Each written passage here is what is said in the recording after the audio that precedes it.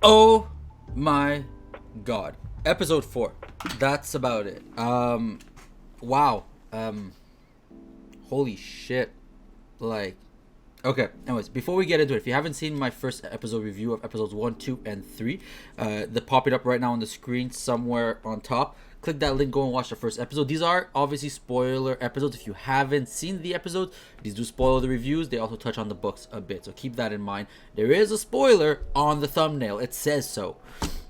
With that, if you enjoy the content I've been putting up, hit that like and subscribe button. We'll be doing a review for every episode coming up right on the Friday, right after the show plays. So, you know, we really get to touch up on that. What's more, oh my goodness, so much to talk about though. But what's more is just, wow. Anyway, so this video is sponsored by Team Able, which is an esports team that I'm part of as a content creator. I stream on Twitch both on Mondays, Wednesdays, and Thursdays for the Wheel of Time. And we are sponsored also by Guru, which is a Montreal-based or Quebec-based energy drink company, all natural, and Bud Light, of course. We represent Canada right there, as you can see. So come and support us. You can find me on Twitch at Geeking Comfortably, Twitter at Geeking Comfort 1, where I post every time for stuff about the Wheel of Time, Instagram for Geeking Comfortably, where I post as much as I can, and on YouTube at Geeking Comfortably as well, which is what you're on right now, so obviously you know that. And with that, and without further ado, let's get into episode 4.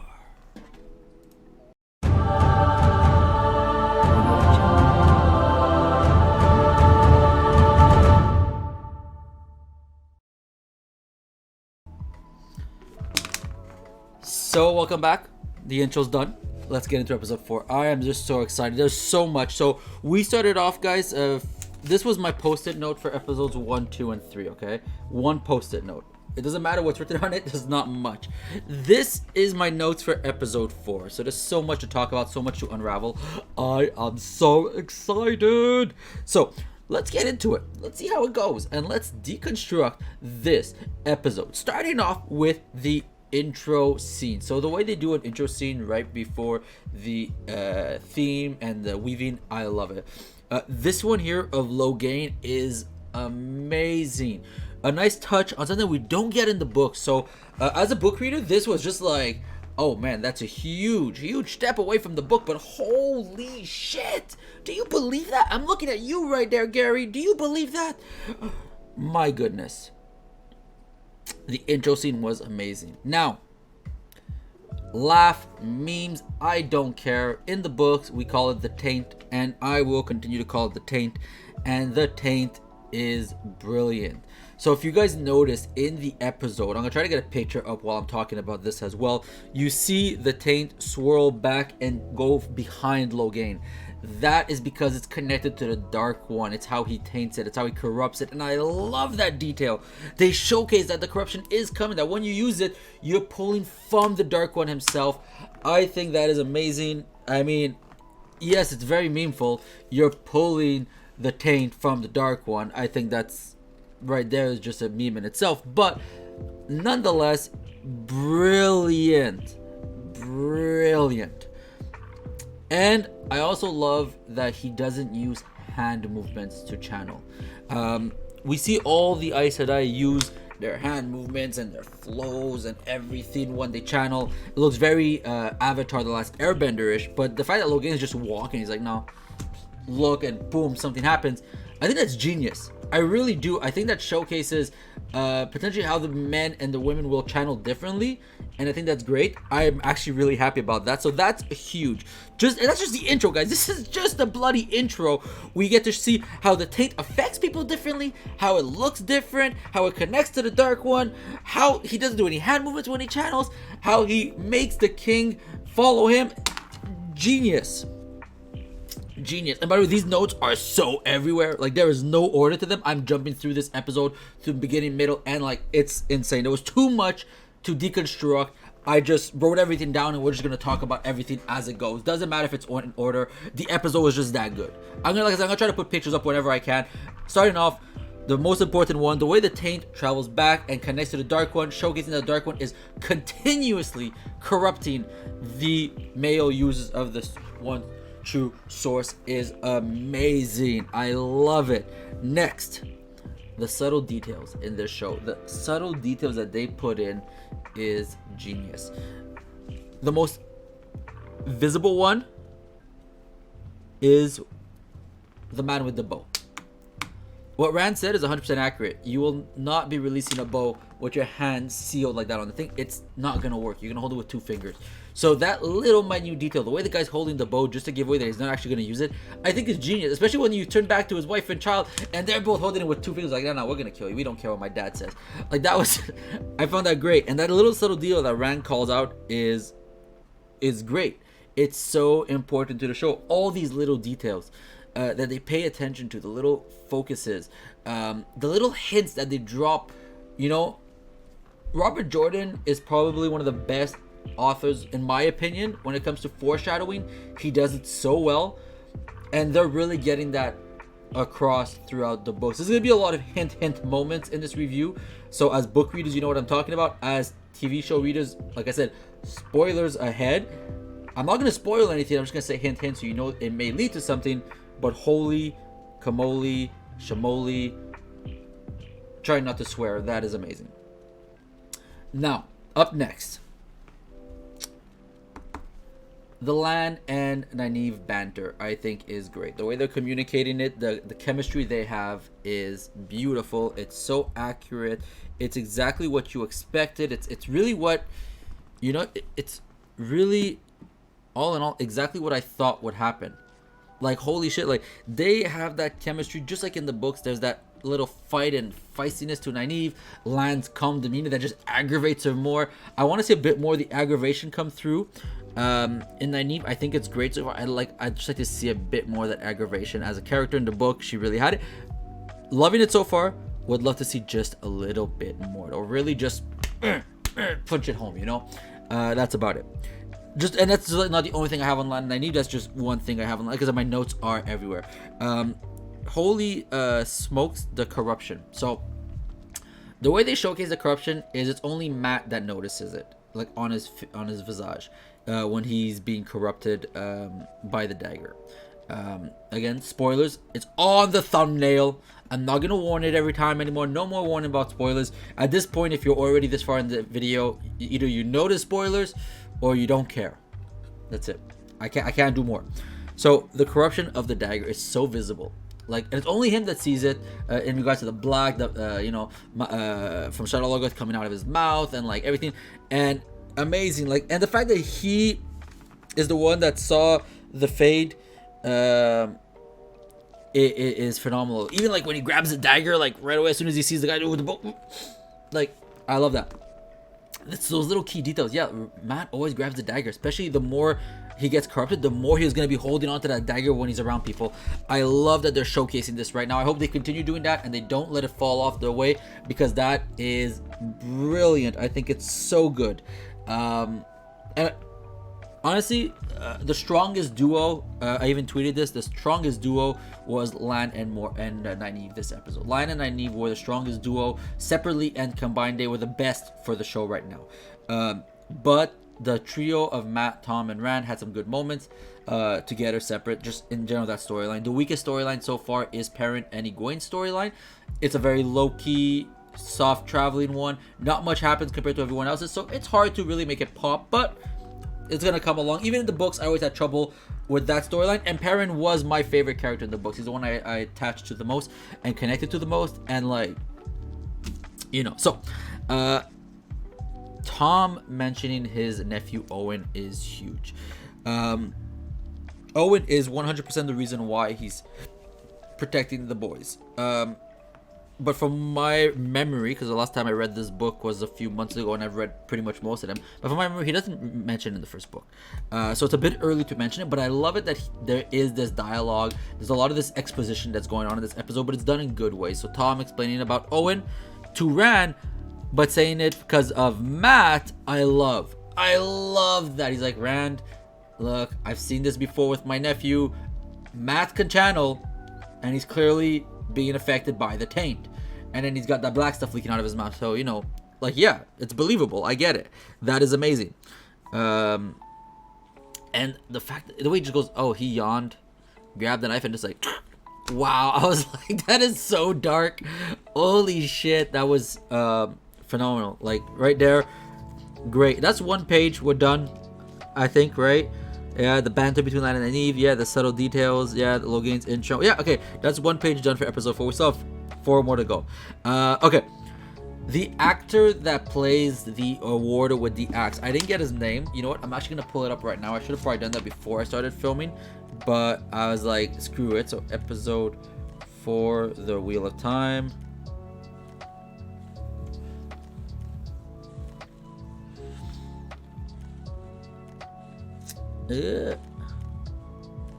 Oh, they called this one The Dragon Reborn. Okay. That's kind of weird. I wouldn't have called it The Dragon Reborn. I'm gonna tell you what I would have called it in a second. Damn it. Where's cast? I want cast of The Wheel of Time. I enter episode 4, and instead of giving me like the cast, it's just giving me a bunch of reviews. I'm doing a review. I don't need to do the review to get the review. Okay. What's this actor's name? Because he killed it. Oh, Steppen. Peter Franzen. Oh, that's why he looked familiar. Okay. Yeah. Steppen killed it. Holy shit. This guy, Peter Franzen, amazing. Steppen was the character's name. What a character. Super fun. I love his attitude, his charisma. I really do hope we get some more of him. I hope it doesn't just end with him in this one episode. Like, I really hope we do see more of him, because he really killed it. He did a great job. So good on him. Thank you, Steppen. So one thing about this episode that I like is the way Land did all the major mentions. Land really is the one that brought everything to everyone's attention. He's the one that mentions Egwene's strength for the first time, which is important, because when Moiraine was talking to Egwene in episode 2, I believe, she goes, oh, you know, your power doesn't come from what you can use in the one power, it comes from your mind. And it's like, no, Egwene's just very strong with the power, you know, like, it's known she's a very strong channeler. We'll leave it at that. So I'm glad that he goes like, oh, is Logain as strong as Egwene? Like, I like that, just to showcase, like, is he stronger than Egwene? Because the Dragon Reborn should be stronger than Egwene. Or does that mean Egwene is a Dragon Reborn? I like that little subtlety. Well done. Lan, it's a point right there for me. He is amazing. I honestly, Daniel Henning is by far the best cast character in the show so far. Daniel Henning is the best cast character in the show. You heard it here. I'm going to repeat it 1,000 times. Daniel Henning is killing it. I love the way they showcase the bond between the Warders and the Aes Sedai. So for those that don't know, there are different Ajas, okay?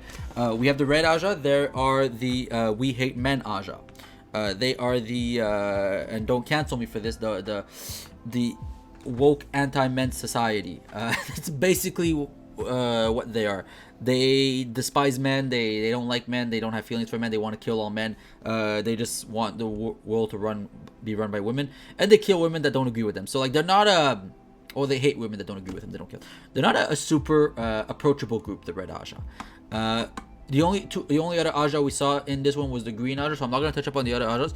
But the Green Aja, otherwise known as the War Aja, they tend to could have more than one warder. We've seen that. There was a few Aes Sedai that had more than one warder. And the Green Aja also known to, yes, sleep with their warders. And I like that they showcase that. You know, like, yes, these warders are comfortable. They have threesomes with their Aes Sedai, so they're comfortable with each other as well. I like that little touch. It's important. It showcases a lot. Historically speaking, Green Aes Sedai are usually the only ones that sleep with their warders. There are other Aes Sedai that do. They marry them and stuff, but usually it's a Green that would do so. Like, Moiraine and Lan do not sleep together. There is no physical connection between them. It is purely connection of guard and Aes Sedai. That's it. But yeah, so I like the way they show that connection. You know, they really showcase it. And even when one of the Aes Sedai dies and you see the warder, which is Steppen, react, like, that's, yes, he feels everything she feels. So he felt her die, and that's like the way they show, like, his like stumble back and then it's like looking around, and like the existential dread falling over him was phenomenal. I mean, yeah, that was just great. We're gonna touch up again. I mentioned a bit before. Perrin's storyline so far, him and Egwene's are very slow motion right now. They took out a lot of stuff from the books, which is fine because it was already slow. But I find that by taking that stuff out, they actually made it a little slower. Damn, like I would have maybe changed a bit more to make it more entertaining. But it is what it is. They're with the Tinkers, and we know they're gonna rejoin the group at some point. Let's just gonna see how they're gonna do it, because they did change a bit from the books, so I'm not too worried. I'm very curious, looking forward to seeing that.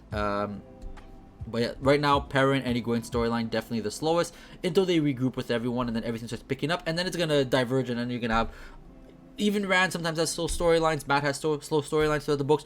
So I'm very interested to see how they're gonna do all of this. Now, next up, and my goodness, Tom Maryland fighting the Fade. So in the books, it happens in Whitebridge, which we don't see Whitebridge in the show. They mention it like they mentioned Barrelon, but we don't see these places. So Tom fights a White Cloak in Whitebridge in the show. Here he fights them at the farm. Someone said it was the Grinwell farm. I don't know if it's the Grinwells. I'm not sure, because again, if it's the Grinwells, one of the daughters is supposed to go train at the tower, but everyone's dead now. So I don't know if that was the Grinwells. I mean, it might be. I didn't check on IMDb, to be honest. We could check quick. Because if that is the case, then yeah, that's they definitely did a major change there. But let's see. Like, see that they're not even there. They don't even show them. Yeah, they're not even cast. I don't even know if it is the Grinwells or not. Oh, episodes. There we go. We want to see episode 4. They don't show the cast. Oh, by the way, episode 5 is Blood Calls Blood, and episode 6 is The Flame of Tarval, and that's what's coming up. So that's gonna be fun. Then there's still 7 and 8 that they haven't named yet. They haven't released. Amazing. But yeah, so Tom fights the Fate. There is a hint on this one right here. Hint for those book readers. Just hint. We don't know what's gonna happen to Tom. Hint. It's amazing. That sacrifice. Literally. In the books, you understand the sacrifice a bit more because he's been with the kids longer. But in the way they did it with the show, and the reason why I spoke about Owen, is to make this sacrifice understandable. He is protecting the boys because he thinks that Matt is a Chandler and he doesn't want the Dark One to get him. So that makes sense. I love it. But hint for those that know, and for those that don't know, look forward to see what's gonna come out of that. Okay, again, Lan with more exposition. He talks about Malkir. I love that. Lan bringing up Malkir is huge.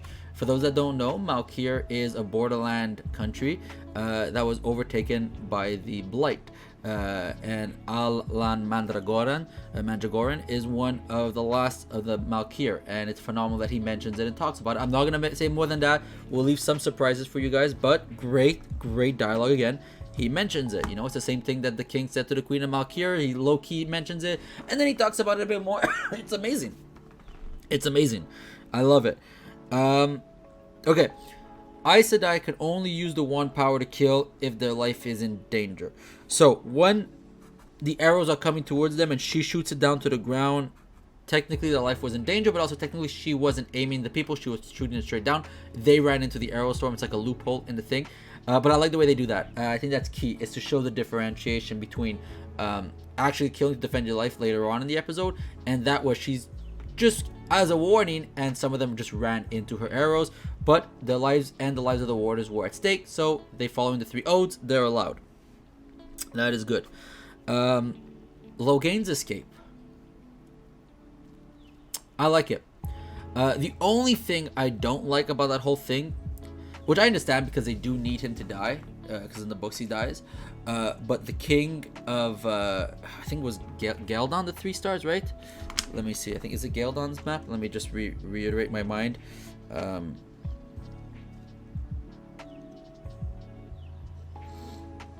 Is it Galdon the 3 stars? Yeah, Galdon is the 3 stars. So the king of Galdon. Okay, I got it right. Woohoo, I remember.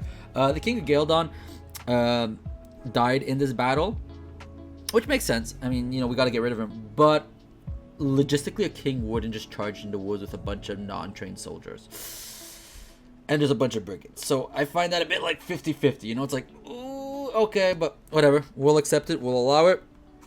Logain escapes,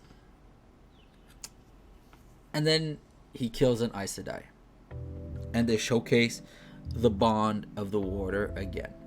And the sacrifice that Aes Sedai does, I like it because she's not a character in the books, from what I recall. Steppen is not in the books, if I remember correctly. Like I said, it is a while I don't read the books. It's been at least 6 months I don't read the first book, but I'm 90% sure Steppen is not in it.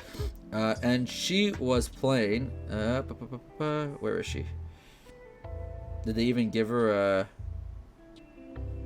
I don't even think they gave her a credited role on IMDb. Yeah, they did. Oh yeah, there we go. She's playing Kareen Nagashi. From what I remember, I don't think we actually meet Kareen Nagashi. I think she's a character from the prequel book. This New Spring. So they kill her off. You know, she protects Moiraine and she protects Liandrin, who Kate Fleetwood is. We're gonna talk about that later. But yeah, so phenomenal sacrifice. She dies. You see Steppen feel the bond. He rushes in. This is all part of Logain's escape scene. He goes in with the double axes, goes to stab. I like the way the corruption starts crackling the axes, shatters the axes, and then boom. The best part of the episode. Everyone gets hit except for Nynaeve and Logain. Logain stands up. He's like, you guys are screwed. You messed up. I'm the Dragon Reborn.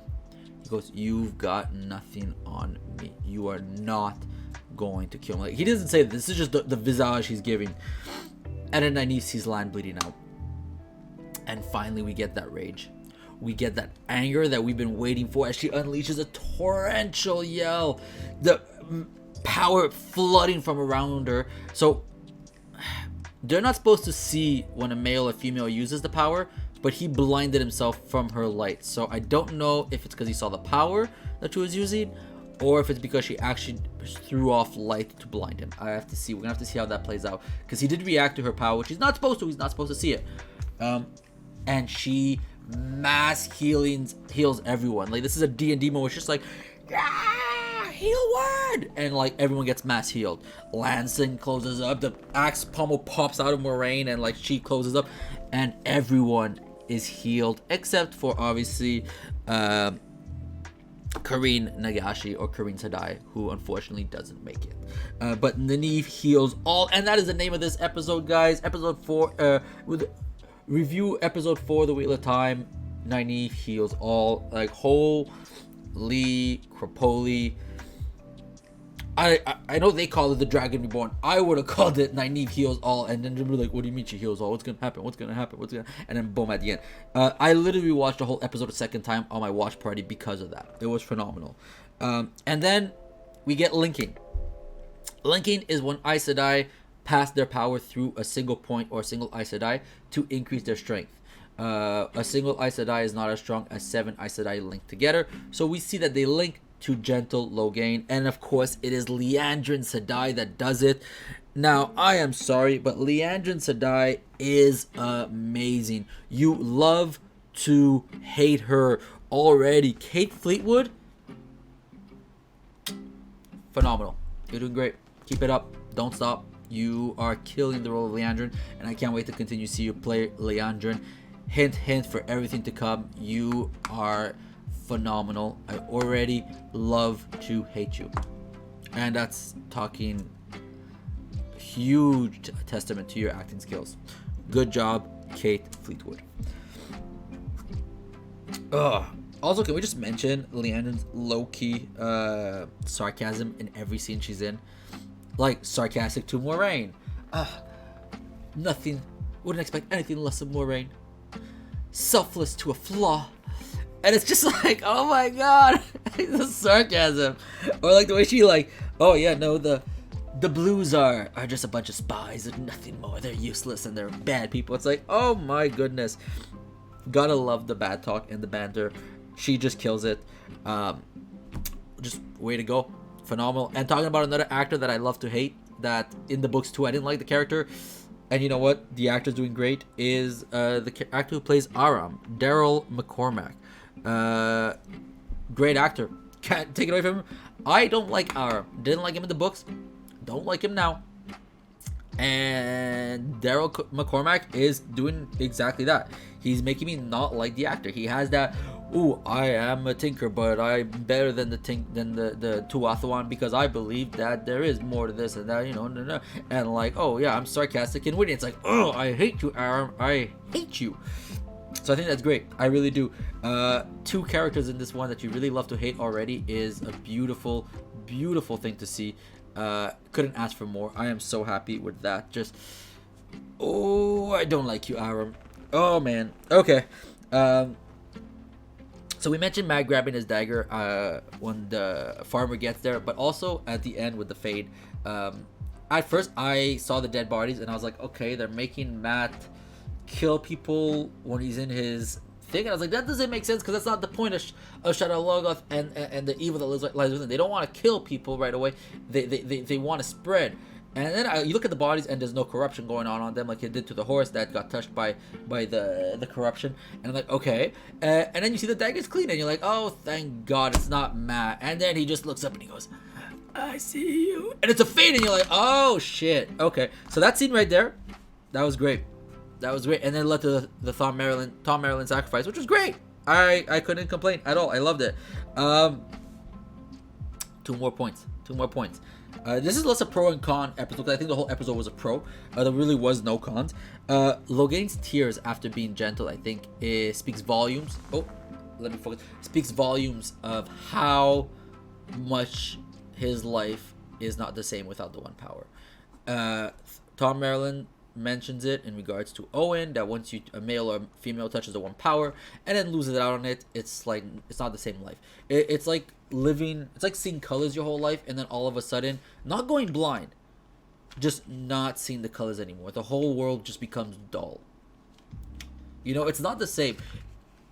I think it's worse to see vibrant colors your whole life and then all of a sudden everything just goes dull and you don't see vibrant colors anymore and everything's just a dull color and lifeless than actually losing your eyesight. Because losing your eyesight, you don't see what you're missing. It's not as bad. When you see everything's dull and the world looks lifeless, I think it's worse. I think that would cause you to go more depressed, and that's exactly what losing the touch is, the One Power. And I think Logain's tears really speaks volume. Like, he already sees the world in a duller aspect, and he's like, I'm done. I'm nothing now, and I love that. That is phenomenal.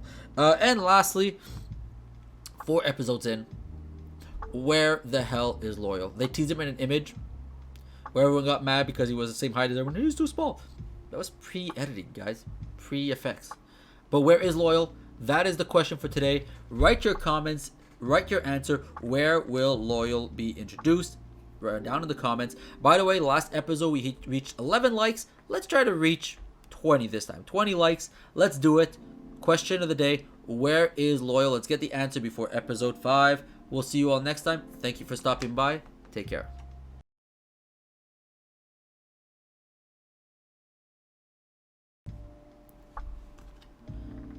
And I almost forgot, so let's just add this in right now quickly at the end of everything. Thank you for those that followed me yesterday on Twitch. It's greatly appreciated. Let's build a strong community. The Wheel of Time is a great community, and let's keep on working on it. We'll see you all next time. Thursday night, 3 viewings starting at 8, 9:30, and 11. 3 viewings. 8 p.m. Eastern Time, 9:30 p.m. Eastern Time, and 11 p.m. Eastern Time. See you guys. Not 11. Sorry. Yeah, 8, 9:30, and 11. See you guys all there. Take care.